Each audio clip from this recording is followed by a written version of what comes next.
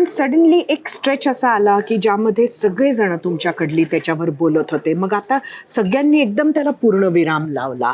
तर काय हा निर्णय न ही बोलण्याचा निर्णय का? रिअलायझेशन जर आपण बघितलं असेल तर हे विचारलेल्या प्रश्नांवर दिलेली उत्तरं.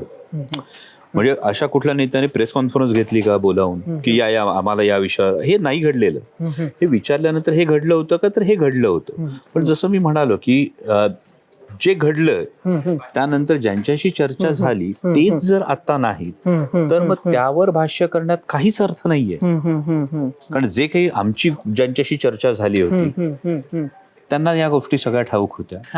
आता तेच नाहीत म्हटल्यानंतर यावर चर्चा करून त्याला पुन्हा या सगळ्या गोष्टींमध्ये हे असं का म्हणतात, ते तसं का म्हणतात, रादर ज्या नेत्यांनी या गोष्टी सांगितल्या त्या माध्यम प्रतिनिधींनी विचारलेल्या प्रश्नाचं उत्तर आहे.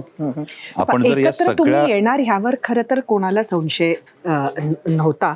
त्याचं कारणच मुळात हे की राष्ट्रवादीच्या तुतारीची जी मंडळी आहे त्यातील बरीच जण ही घड्याळावर लढली. पण असं असताना आता मात्र हा अलायन्सही नाही, खरं तर हे मर्जर होऊ शकत नाही अशी परिस्थिती आता निर्माण झाली आहे का? मला असं वाटतं की it is no point in commenting या सगळ्या गोष्टींवर. कारण जेव्हा सगळे हे जे लोक आहेत, अनेक राष्ट्रवादी काँग्रेस शरदचंद्र पवार पक्षाचे कार्यकर्ते सुद्धा घड्याळाच्या चिन्हावर लढले. अगदी माझ्या मतदारसंघामध्ये एकूण 33 जागा आहेत जिल्हा परिषदेच्या, यातल्या 30 जागी घड्याळाच्या चिन्हावर लढले.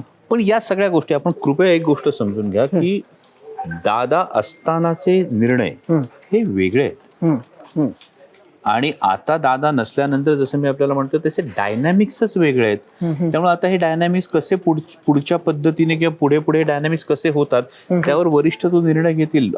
रादर माझं असं म्हणणं आहे की I am no one to comment about it की हे व्हायला हवं किंवा व्हायला नको. पण आपण त्यावेळेला या निर्णय प्रक्रियेत होतात. मी तुम्हाला म्हणतो की या निर्णय प्रक्रियेत नक्कीच मी होतो. त्यामुळे मला अनेक जास्त गोष्टी माहिती आहेत. जसं मी सुरुवातीला म्हणालो त्या पद्धतीने या अनेक गोष्टी माहिती आहेत. पण माणूस म्हणून आपल्याला एक विचार करणं खूप गरजेचं असतं की जी व्यक्ती आता हयातच नाहीये, ज्या व्यक्तीबरोबर आपण चर्चा केली ती व्यक्तीच दुर्दैवानं हयात नाही आणि त्यांनी महाराष्ट्राचं एक फार मोठं नुकसान झालंय हे आधी आपण समजून घेऊयात. आणि मग त्यावर अकारण भाष्य करून कोणाला रॉंग बॉक्समध्ये ठेवायचं, कोणाला राईट बॉक्समध्ये ठेवायचं, मला वाटतं की या सगळ्याला काहीच हशील नाहीये.